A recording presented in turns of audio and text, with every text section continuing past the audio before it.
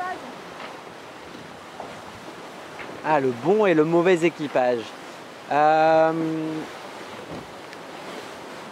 En course au large, en équipage réduit comme ça, moi je suis pour la polyvalence en termes de hard skills, c'est-à-dire vraiment avoir des équipiers ou des équipières qui sont en capacité de gérer le bateau comme je le gérerais moi et vice-versa.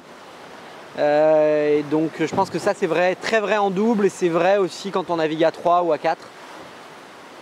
Et après, ce qui est le plus important, ça reste les compétences humaines et de savoir, finalement, le savoir-vivre, le savoir-être est primordial sur un bateau parce qu'on vit dans un espace vraiment minuscule. Et donc, il faut savoir prendre le soin les uns des autres, être à l'écoute de soi et aussi être attentif à l'autre tout en lui laissant voilà, j'allais dire, son terrain de vie, mais même s'il est très réduit, tout petit.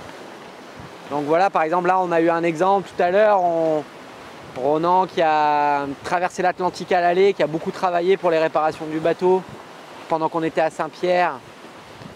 Forcément il est un peu fatigué, donc avec Robin on essaye de s'organiser pour le laisser dormir un petit peu plus longtemps. Voilà, c'est des petites choses comme ça qui vont faire la différence, et c'est pas juste de la gentillesse ou de la bienveillance gratuite, hein, c'est aussi une manière de créer de la performance. Et donc ça implique vraiment d'avoir confiance les uns en les autres et de se faire confiance aussi individuellement. Et donc c'est pas pour rien si on a appelé ce bateau-là Wind of Trust, hein, c'est que c'est clé dans la création d'une performance sportive ou autre d'ailleurs.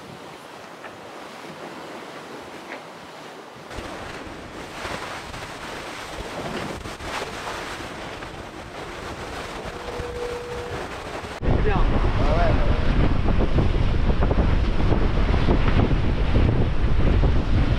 Bon bah enjoy.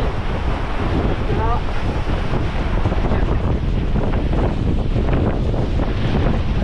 Ou t'en vas?